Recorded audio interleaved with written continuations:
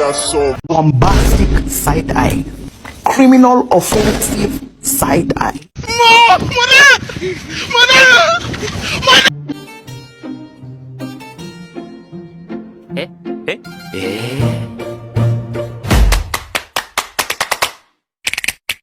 motherfucking design on right now.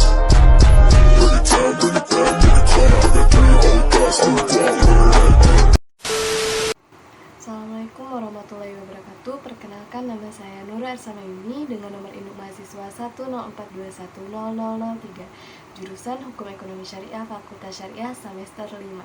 Tujuan saya membuat video ini ialah untuk memenuhi tugas mata kuliah Advokasi dan Etika Profesi Hukum dengan dosen pengampu Bapak Burhanuddin SH.MH, CVM, VCA.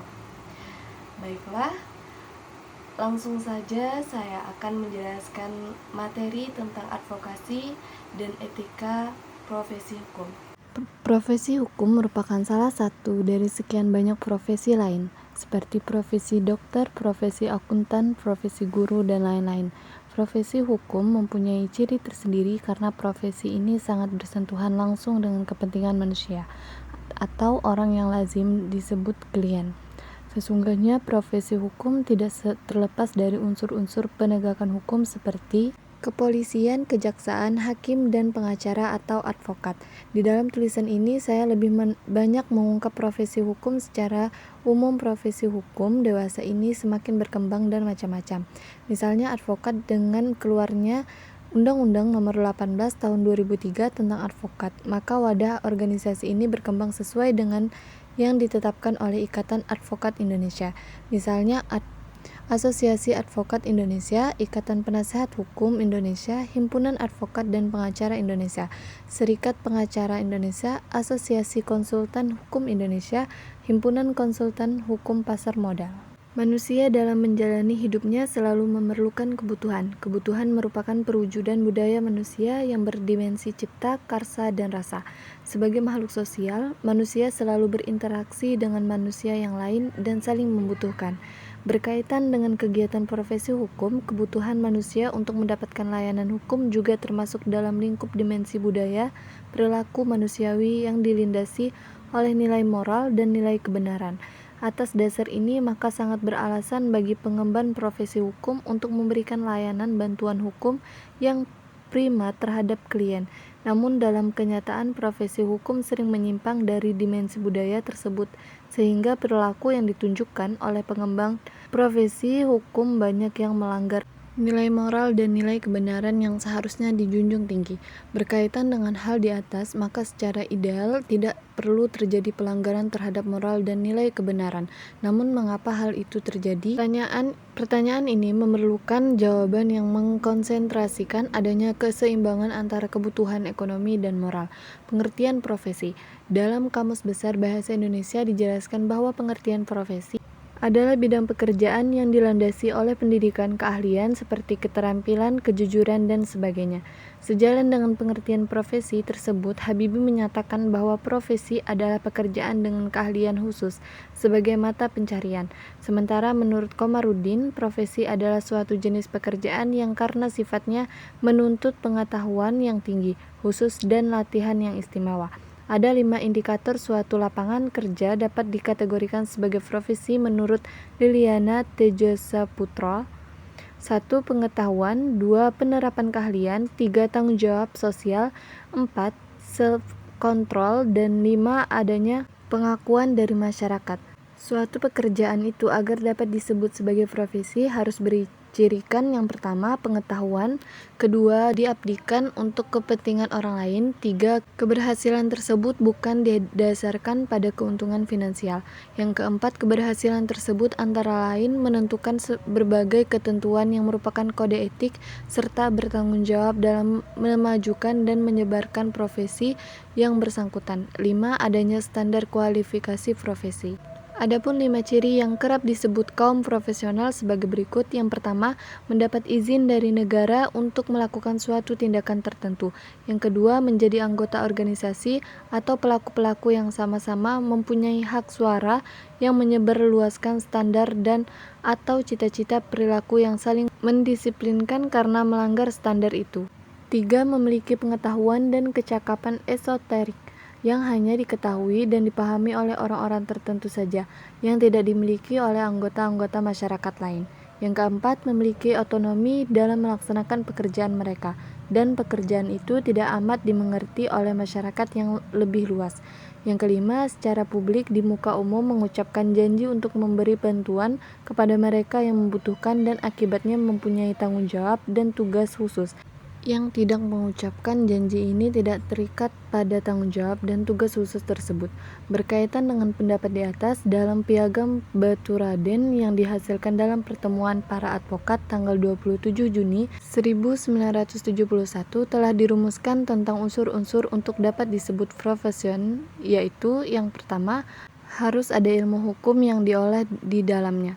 Yang kedua, harus ada kebebasan, tidak boleh ada hubungan dinas. Yang ketiga, mengabdi kepada kepentingan umum, mencari nafkah tidak boleh menjadi tujuan.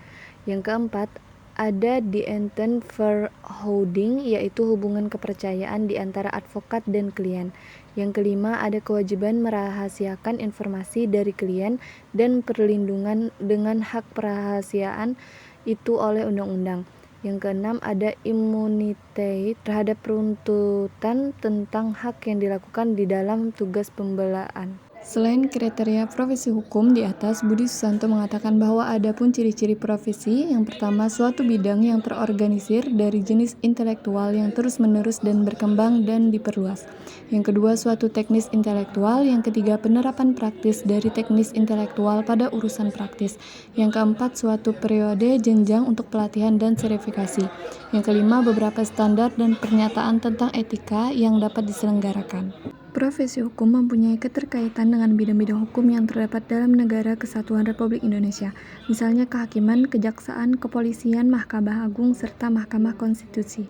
Yang pertama, nilai moral profesi hukum. Profesi hukum merupakan salah satu profesi yang menuntut pemenuhan nilai moral dan pengembangannya. Nilai moral itu merupakan kekuatan yang mengarahkan dan mendasari perbuatan luhur. Setiap profesional dituntut supaya memiliki nilai moral yang kuat.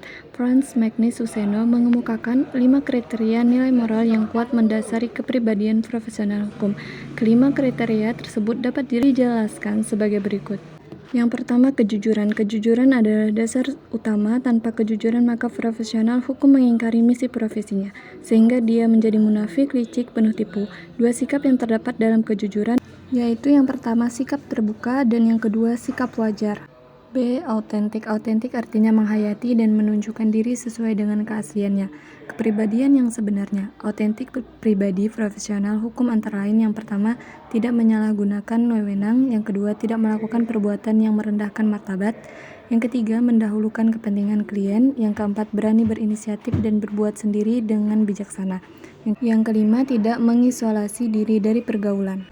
C. Bertanggung jawab. Dalam menjalankan tugasnya, profesional hukum wajib bertanggung jawab. Artinya yang pertama, kesediaan melakukan dengan sebaik mungkin tugas apa saja yang termasuk lingkup profesinya. D. Kemandirian moral. Kemandirian moral artinya tidak mudah terpengaruh atau tidak mudah mengikuti pandangan moral yang terjadi di sekitarnya, melainkan membentuk penilaian sendiri. Kedua, etika profesi hukum. Kehidupan manusia dalam melakukan interaksi sosialnya selalu akan berpatokan pada norma tatanan hukum yang berada dalam masyarakat tersebut. Manakala manusia melakukan interaksinya tidak berjalan dalam kerangka norma atau tatanan yang ada, maka akan terjadi bias dalam proses interaksi itu. Sebab tidak bisa dipungkiri bahwa manusia memiliki kecenderungan untuk menyimpang dari norma atau tatanan yang ada, karena terpengaruh oleh adanya hawa nafsu yang tidak terkendali. Untuk menghindari jangan sampai terjadi penyimpangan terhadap menjalankan profesi, khususnya profesi hukum, dibentuklah suatu norma yang wajib dipatuhi oleh orang yang tergabung dalam sebuah profesi yang lazim disebut etika profesi. 3. Masalah-masalah profesi hukum. Berkaitan dengan kemajuan sebuah profesi, apakah itu profesi hukum atau profesi lainnya, maka terdapat masalah-masalah yang merupakan kelemahan dan mengembangkan profesi tersebut. Untuk memberikan gambaran yang jelas mengenai masalah-masalah yang dihadapi oleh profesi hukum akan diuraikan sebagai berikut. A. Kualitas pengetahuan profesionalitas. B. Penyalahgunaan profesi. C. Profesi hukum menjadi kegiatan bisnis. D. Kurang kesadaran dan kepedulian sosial. E. Kontinuitas sistem yang telah usang. Adapun arti kode etik profesi menurut Abdul Qadir Muhammad, kode etik profesi merupakan produk etika terapan karena dihasilkan berdasarkan penerapan pemikiran etis atas suatu profesi.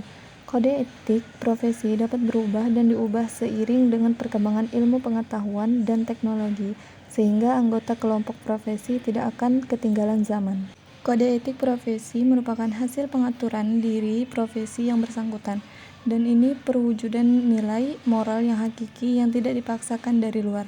Kode etik profesi hanya berlaku efektif apabila dijiwai oleh cita-cita dan nilai-nilai yang hidup dalam lingkungan profesi itu sendiri. Setiap kode etik profesi selalu dibuat tertulis yang tersusun secara teratur, rapi, lengkap tanpa cacat, dalam bahasa yang baik, sehingga menarik perhatian dan menyenangkan pembacanya. Semua yang tergambar dalam perilaku yang baik-baik, akan tetapi di balik semua itu terdapat kelemahan-kelemahan sebagai berikut. A. Idealisme yang terkandung dalam kode etik profesi tidak sejalan dengan fakta yang terjadi di sekitar para profesional, sehingga harapan sangat jauh dari kenyataan. B. Kode etik merupakan himpunan norma moral yang tidak dilengkapi dengan sanksi yang keras karena keberlakuannya semata-mata berdasarkan kesadaran profesional. Adapun fungsi kode etik profesi memiliki 3 makna, yaitu yang pertama sebagai sarana kontrol sosial, yang kedua sebagai pencegah campur tangan pihak lain, yang ketiga sebagai pencegah kesalahpahaman dan konflik. Dengan demikian, kalau dikatakan bahwa etika profesi merupakan pegangan bagi anggota yang tergabung dalam profesi tersebut, maka dapat pula dikatakan bahwa terdapat hubungan yang sistematis antara etika dengan profesi hukum.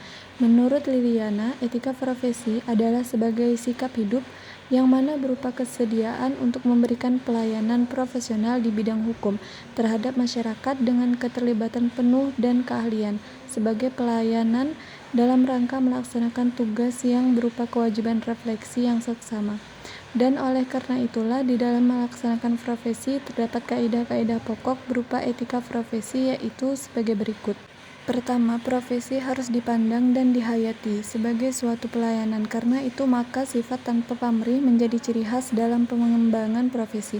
Yang dimaksud dengan tanpa pamrih di sini adalah bahwa pertimbangan yang menentukan dalam pengambilan keputusan adalah kepentingan klien atau pasien dan kepentingan umum dan bukan kepentingan sendiri. Kedua, pelayanan profesional dalam mendahulukan kepentingan klien atau pasien mengacu kepada kepentingan atau nilai-nilai luhur sebagai norma kritik yang memotivasi sikap dan tindak. Ketiga, pengemban profesi harus selalu berorientasi pada masyarakat sebagai keseluruhan.